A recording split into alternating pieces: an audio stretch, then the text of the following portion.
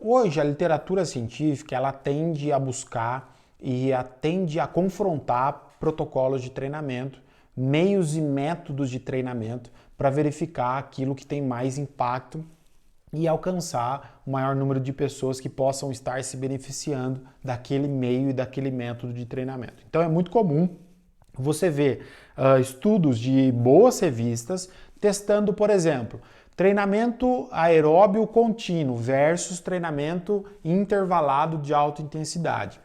E qual seria melhor para a redução da massa de gordura, para os ganhos de VO2 máximo, né, da aptidão cardiorrespiratória, para melhora de parâmetros inflamatórios ou para melhora de parâmetros relacionados ao diabetes, como a glicose plasmática ou a hemoglobina glicada, né, para melhora da pressão arterial ou da função cardíaca, enfim, tem diversos parâmetros que normalmente são avaliados.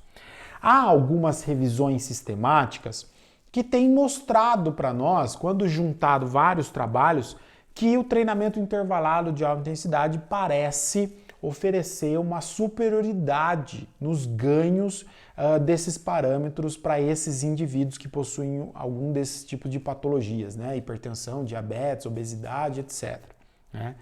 Mas a gente sabe que outros trabalhos importantes também da literatura, e principalmente quando eles equalizam o gasto energético da sessão, seja de forma contínua ou seja de forma intervalada, os resultados, como você disse, cronicamente, ou seja, a longo prazo, então 8, 10, 12, 14, 15, 20 semanas de treinamento, então, realizando trabalhos, métodos diferentes, mas com gasto energético, quilocalórico similar, equalizado, né? Parece que ao longo do tempo, as respostas com gordura visceral, gordura subcutânea, né? Gordura do tronco, gordura na região androide, gordura na região ginoide, parâmetros relacionados ao diabetes, parâmetros relacionados à hipertensão, eles parecem apresentar resultados rigorosamente similares, não tendo superioridade de um método sobre outro, né? E aí entra naquilo que você está falando, né? Sobre a questão da aderência.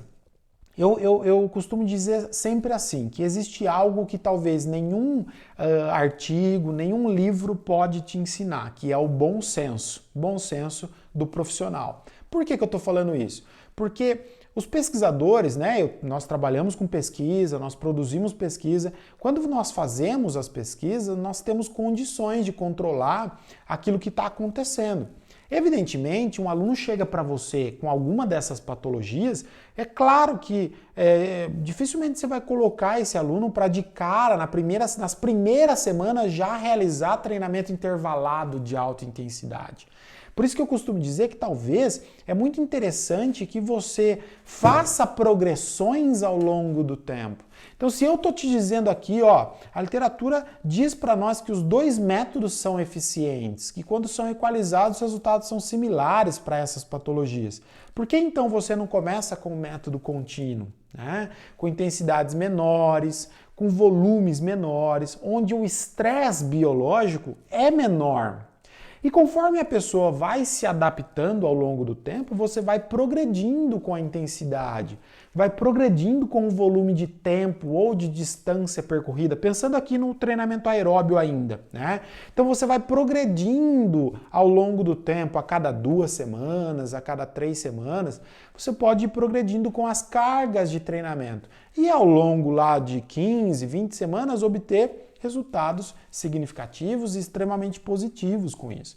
Então, pensando em HIIT contínuo, os resultados são similares. E por que ainda mais faz sentido você ir progredindo de pouco em pouco até chegar numa condição de maior intensidade ou uma condição de um volume maior de tempo ou de distância percorrida? Ou seja, em resumo, uma condição de mais estresse biológico ao organismo frente a uma sessão de treinamento. Por que isso faz sentido? Porque quando o indivíduo te procura, uma vez que ele é obeso, diabético, hipertenso, e ele te procura para realizar, para aderir a um programa de treinamento, acredite, muitas vezes ele não quer.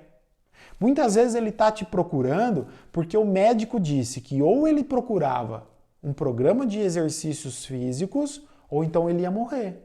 Então ele te procura, mas ele não gostaria de estar se exercitando, né? Claro, existem exceções, mas a maioria sim.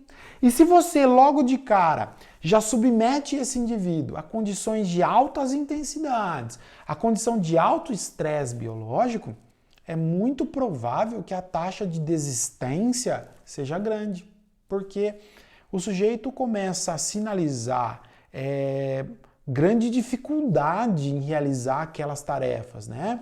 O sistema nervoso central do indivíduo começa já a pensar, nossa, eu vou ter que ir para aquele sofrimento, né? E, ou seja, não faz uma associação com o exercício com prazer, com bem-estar, em ir procurar o exercício porque é prazeroso, porque é divertido, porque é gostoso, porque você se sente bem pós-exercício, né? Não. Aquela sensação de dificuldade, de estresse, de biologicamente um esforço extenuante, é muito provável que desencadeie desistência.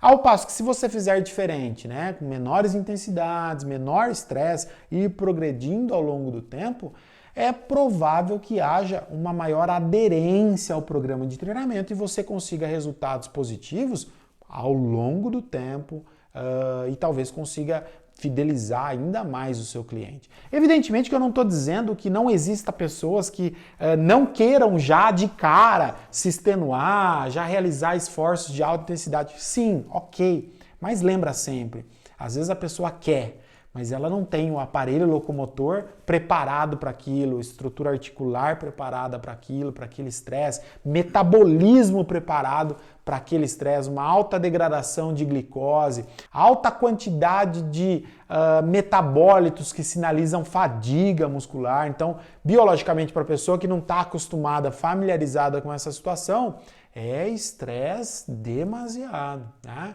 Então, é importante ali na anamnese você verificar quem é essa pessoa.